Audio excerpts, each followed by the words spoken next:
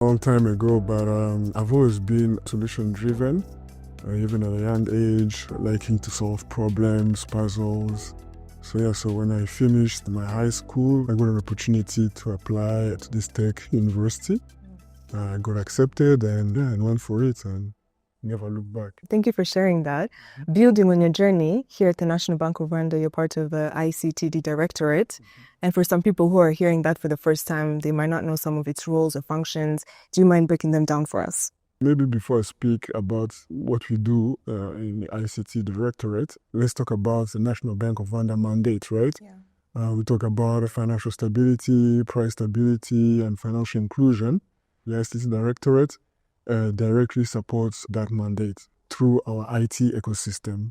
So those are the different applications that we have that run the business processes across the bank, the infrastructure that host those applications, and the security measures and solutions that we have that secure that IT ecosystem. In a nutshell, that's our responsibility is that IT ecosystem supports the bank's mandate here. Yeah, that's really insightful. It actually brings me to my next question. In a global sense, in this day and age, there are many emerging technologies. For example, AI, as we've seen it, cloud computing, or even data analytics.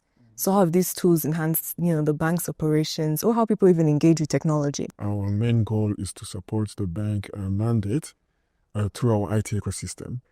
But our job doesn't just stop there. We're constantly looking at and exploring these new emerging technologies to help the bank achieve their mandates more efficiently with improved and timely service delivery. So because this is the National Bank of Rwanda and the nature of the work that we do here, we are also careful to make sure that there are established policies and regulations around these new emerging technologies before we implement them. So today we are exploring, talking about AI. We have different engagement with different business stakeholders across the bank to understand how we can optimize the processes faster, efficient, and AI does that, right? Yeah. So we have different use cases from different departments that we are currently exploring with AI solutions.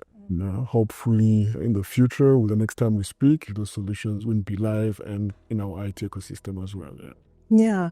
As we're talking about these emerging technologies, I recently saw awareness sessions and practical exercises that help them recognize and respond to potential threats. To make it simple, when we're having these engagements, we try to have a different analogy and talk about now your personal security, right? Yeah. When you look at your personal security, for instance, your home, you can have all the security technology in place, security alarms and so on.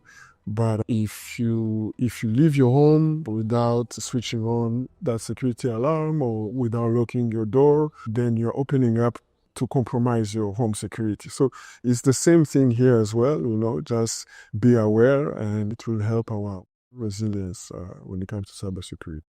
Structural security that we have, identify the gaps that we had, so we can address them. One of them, I'll say, is upgrading our architecture. Our current ecosystem architecture is not a sound architecture, right? So one of the most important initiatives that we have actually is to now design sound architecture for our IT ecosystem, for our business processes, for our data infrastructure architecture, and application architecture as well. So it's something that we did not have currently, and it's a core and fundamental piece that needs to be established before we even talk about